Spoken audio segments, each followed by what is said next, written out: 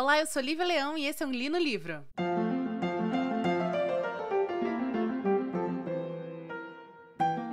Então, o livro de hoje será Noites Brancas, de Fyodor Dostoiévski. É o primeiro livro que eu estou lendo de Dostoiévski. Eu espero que não seja o único esse ano, como eu falei para vocês no episódio inicial da temporada. Eu tenho os irmãos Karamazov, enfim, espero ler este livro porque particularmente gostei muitíssimo de Noites Brancas. Noites Brancas, esse livro, o que eu tenho aqui em mãos, eu ganhei de presente dos meus pais de Natal, e ele é um livro que veio num combozinho, num box de 4 livros de autores russos, tá? O Noites Brancas é o único do Dostoiévski desse conto, tá? Mas eu também vou ter Tolstói e mais um outro autor que eu não vou lembrar o nome aqui. E esse combo é da editora Princípios. Princípios? Não parece uma coisa do Mussum? Princípios? Não, o nome da editora? Enfim, editora Princípios. E foi traduzido direto do original em russo. Gente, eu gostei muito desse livro. É um livro curtíssimo. Ele tem 80 páginas. Praticamente um conto, na verdade. Ele foi super bem traduzido. Tradução de Robson Ortilibas. Muito bem traduzido. E eu achei um começo de contato com Dostoiévski fantástico, na minha opinião. E eu queria dividir esse episódio de hoje em 3 partes. A primeira parte é que eu vou contar, obviamente, um pouco da história do Dostoiévski, até onde ele escreve Noites Brancas, pra gente tentar entender um pouquinho sobre esse livro que supostamente é uma excelente porta de entrada, mas ao mesmo tempo é um livro que vai destoar um pouco do resto da biografia dele, da bibliografia dele. A gente vai conversar também um pouquinho sobre uma escola literária chamada Romantismo, que durante muito tempo foi a minha escola literária favorita, não é mais.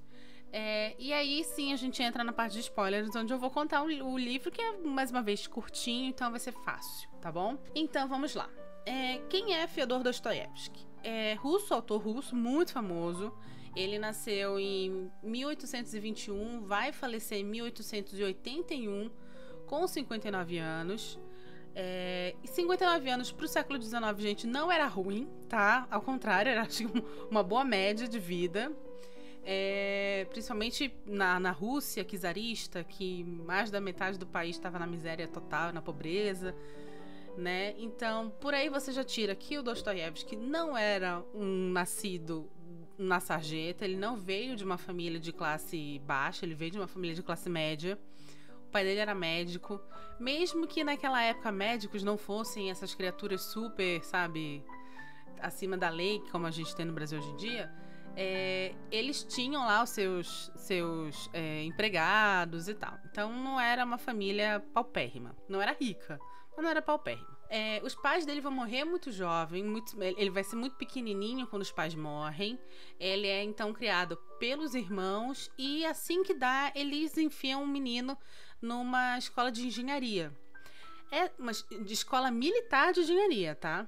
Porque, enfim, o colégio militar na Rússia era uma potência de ensino, a ponto de o Dostoiévski ter todo um programa de literatura lá dentro do curso de engenharia nessa escola militar. E é quando ele vai, então, estudar literatura francesa. Ele vai estudar Balzac, por exemplo. Então o cara ele vai ter um contato com literatura francesa dentro do colégio militar.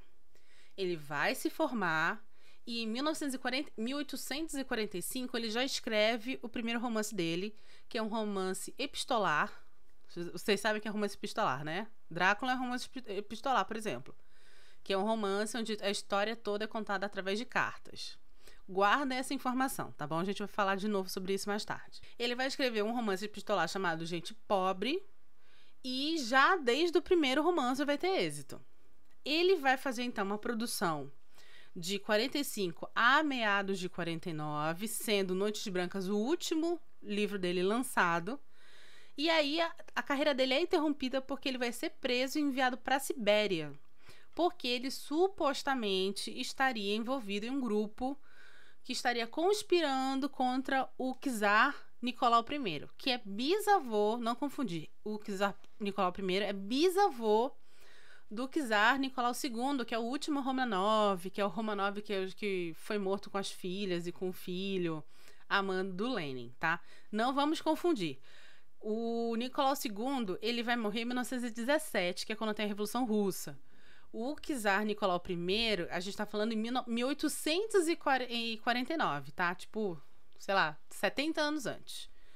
Vamos nos situar aí historicamente. E por que eu preciso falar do romantismo quando eu vou falar de Dostoiévski? Dostoiévski não é conhecido por ser um autor romântico.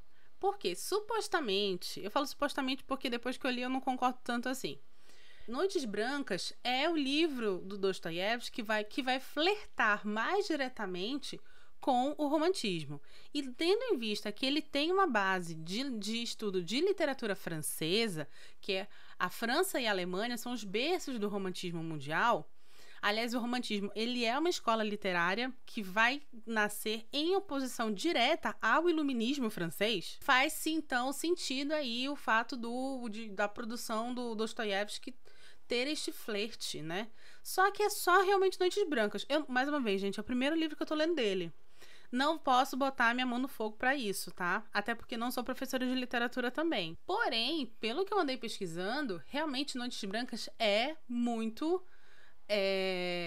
salta aos olhos nesse sentido, tá bom? Ademais, produção do Dostoiévski, que é uma produção que eu vou comentar quando a gente, se Deus quiser, ler Os Irmãos Karamazov, então eu só vou contar a história do Dostoiévski até aqui, já é uma produção que vai, na verdade, ter um subtexto muito mais social do que romântico, tá bom? Não que o romantismo não tenha. Então vamos lá. O que é o romantismo? Como eu falei, é uma escola literária que vai também ter uma influência em outros aspectos da cultura mundial. E ela vai surgir em oposição ao iluminismo. Ela é uma escola literária em que a temática ela é muito centrada no indivíduo. Então, na minha opinião, não é, mais uma vez, não tirei isso de livro nenhum, é uma opinião pessoal. Por ser centrada no indivíduo, ela é uma escola que tem alguns ideais que flertam com o juvenil, tem um tom muito juvenil, tudo é muito exacerbado. A primeira fase o romantismo tem 3 fases. Aqui no Brasil ela também vai ter 3 fases. Que a primeira é que tudo é muito exagerado, né? Tipo, tudo é amor, é o amor ufanista, é o nacionalismo, é tudo idealização, é o bucolismo, tudo é fantástico. A grama do vizinho é sempre mais verde, né? É a primeira fase. A segunda fase é uma fase que já é a mais famosa, que é onde você vai ter o pessimismo, o flerte com a morte, os amores impossíveis. Byron nasce, né? A gente nunca leu nada de Byron, né? É porque eu não gosto de Byron. Mas enfim, Byron nasce aí. Quem mais? Álvares de Azevedo, aqui no Brasil, vai nascer também na segunda fase do romantismo. E já a terceira fase já vai, então, flertar com, aí sim, a minha atual escola favorita, que é o realismo, né? Que aí a gente vai ter uma temática mais irônica, um flerte com a ironia, um flerte com as críticas sociais e tal. E é aí que eu meio que vejo Noites Brancas casando. Eu não vejo Noites Brancas casando com nenhuma outra das 2 fases do romantismo. Eu acredito que é um livro, vamos falar como livro, né? Mesmo tendo apenas 80 páginas. É um livro que, na minha opinião, ele brinca muito, sem usar de ironia, tá? Ele brinca muito com as outras características românticas, que é a idealização, que é o amor exacerbado, que é essa coisa, vou amar você pra sempre, e tal. Ele brinca muito com isso, porque basicamente a sinopse é a história de um rapaz e de uma moça que se conhecem por um acaso no meio da rua.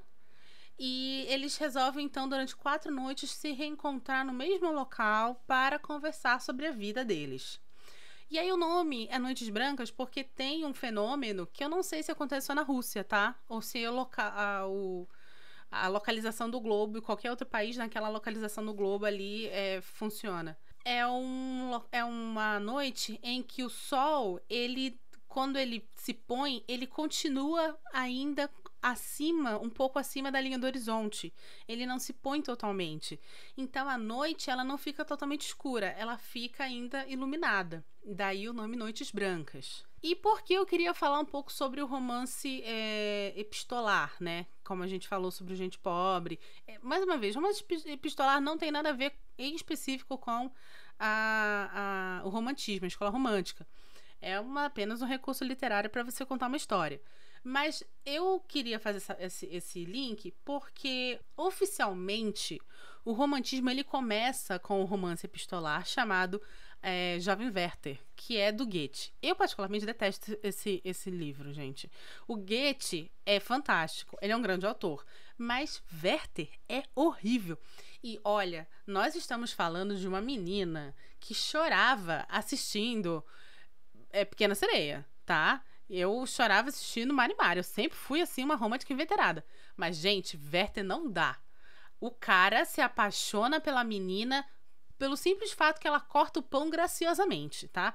Esse é o nível do romantismo primeira fase, tá? Que vai nascer com Werther. E, enfim, essas são as duas fases, essas são as duas partes do programa antes de começar realmente a contar a história, que eu queria esclarecer pra vocês. A sinopse, como vocês viram, é muito simples.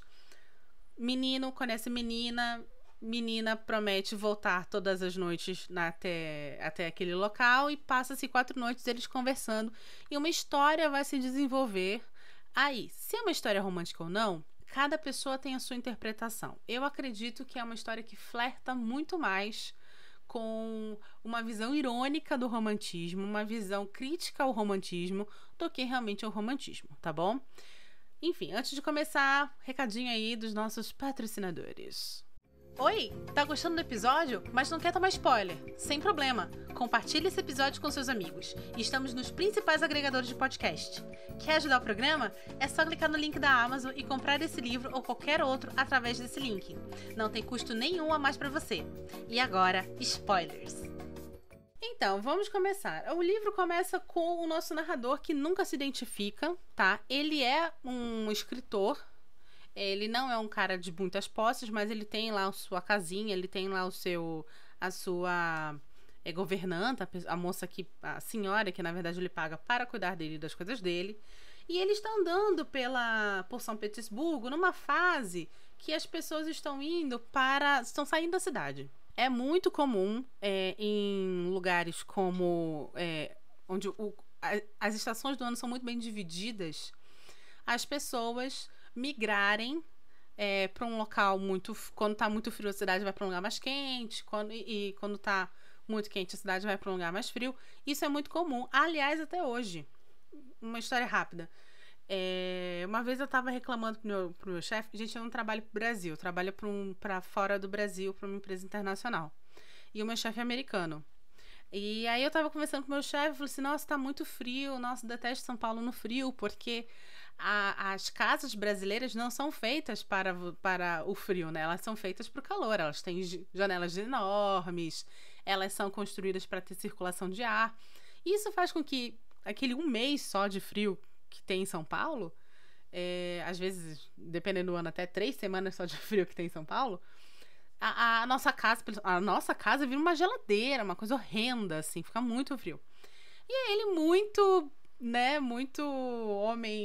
homem americano, muito homem do mundo, fala assim, durante esse período, por que você não vai para o outro lugar? Por que você não aluga uma casa em outro local? A gente tá falando de um homem que culturalmente faz isso e estamos falando de um homem que está acostumado ao trabalho remoto. Aí expliquei para ele que meu marido não tem trabalho remoto, então não daria para fazer isso. Enfim, então é um parêntese aqui rápido para vocês verem como isso é culturalmente normal em alguns locais. O nosso narrador não saiu da cidade. Acredito, ele não deixa muito claro, pelo menos eu não lembro de que ele tenha deixado isso muito claro. Mas fica meio claro fica meio na minha cabeça que ele não foi porque ele não tem dinheiro, né? E ele fala, e ele tem todo um monólogo, um solilóquio no começo do livro, onde ele tá andando pelo São Petersburgo, e aí você já vai conhecendo as características daquele personagem. Porque ele tá falando sozinho e aí ele fala que tem uma casa rosa, belíssima, delicada.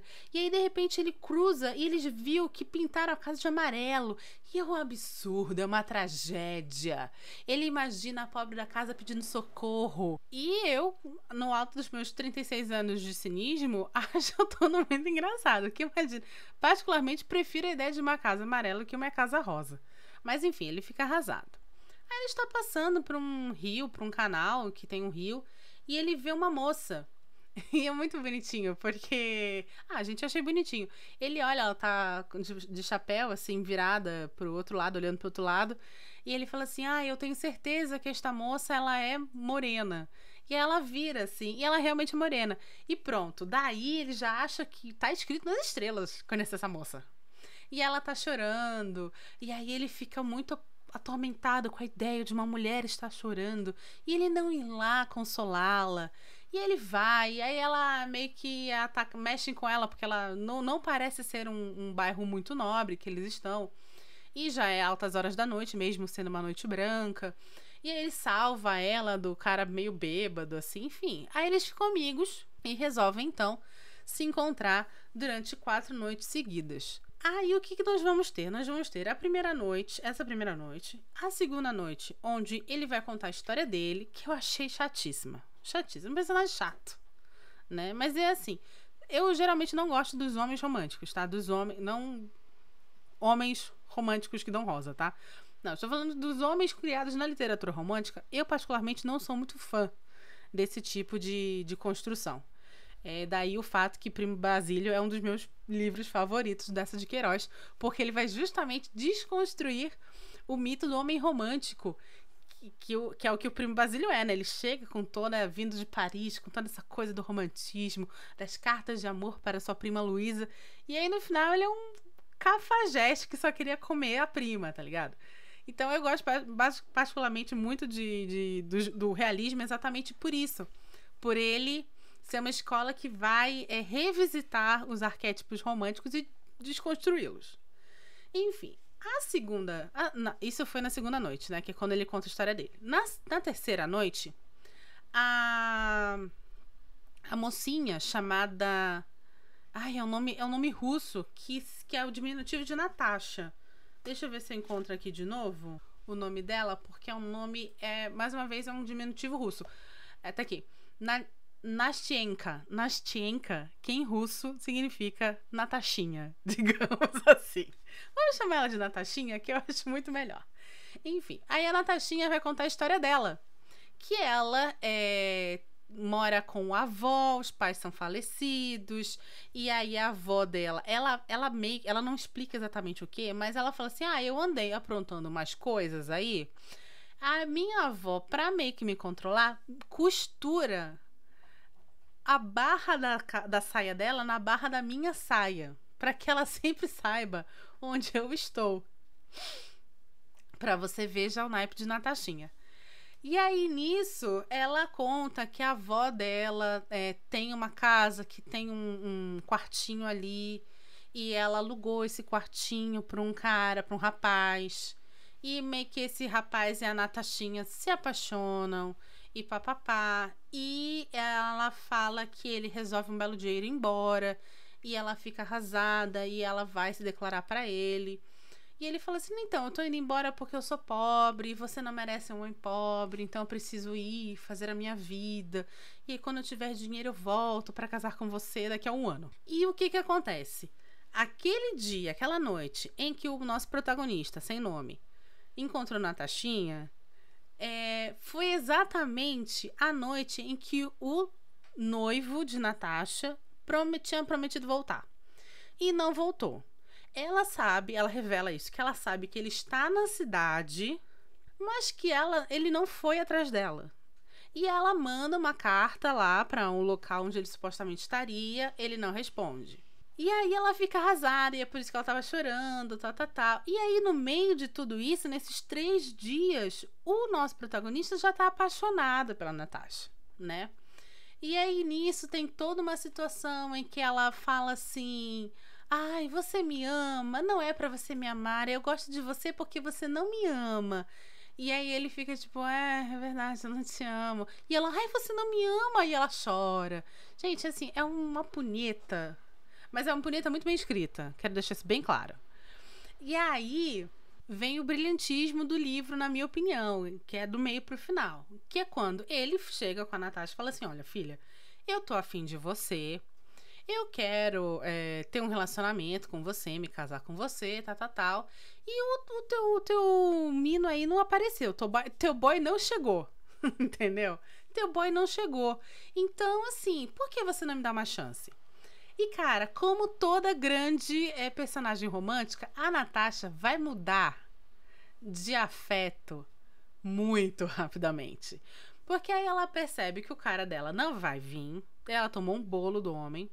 Ela tem aquele boy ali que tá afim dela e ela fala assim, eu preciso confessar, na verdade eu amo muito. E aí você começa a ver como o Dostoiévski, ele costurou a história pra chegar nisso.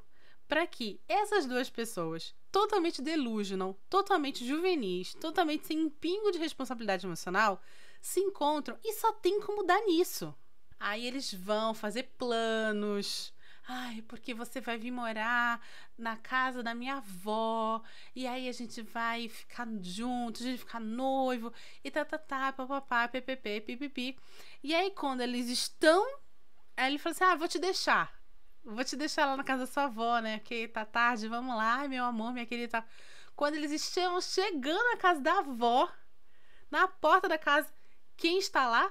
O homem, o boy da Natasha, que tinha sumido um ano atrás. E aí, na mesma noite, Natasha muda de ideia mais uma vez. E óbvio, e ela assim, ela muda de ideia de um jeito abrupto, que ela se joga nos braços do outro, que ela nem olha pro coitado do nosso protagonista. E some com o cara. E aí o protagonista fica de coração partido e no último dia, tudo que ele recebe é uma carta dela pedindo perdão, falando assim, olha, mil perdões, eu não quero que você me odeie, é maravilhoso, espero que um dia que a gente possa ser amigos, mas realmente ele apareceu, ele me explicou porque não tinha me procurado e eu resolvi ficar com ele. É isso. Natasha é uma escrota. E é muito louco, né, porque...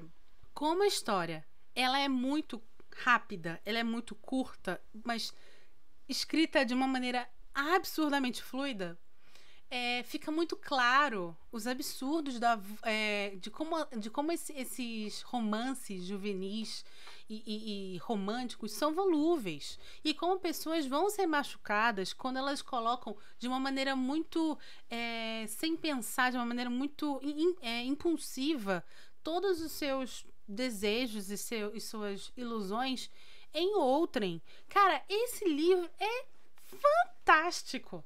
É fantástico, mas ele é um livro que você precisa enxergá-lo com uma maturidade. Se a Lívia, de 16 anos, tivesse lido isso aqui, eu ia estar xingando Natasha até a morte e, assim, apaixonadíssima pelo protagonista da história.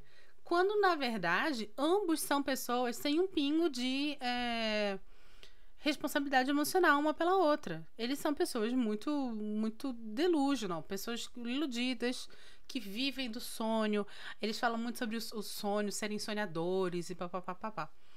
E hoje em dia eu consigo ver que, na verdade, esse livro é uma grande crítica a esse tipo de idealismo romântico dessa época da literatura. Lembrando que a Rússia, ela durante muito tempo tinha como... Isso aqui são apenas comentários soltos meus, tá bom?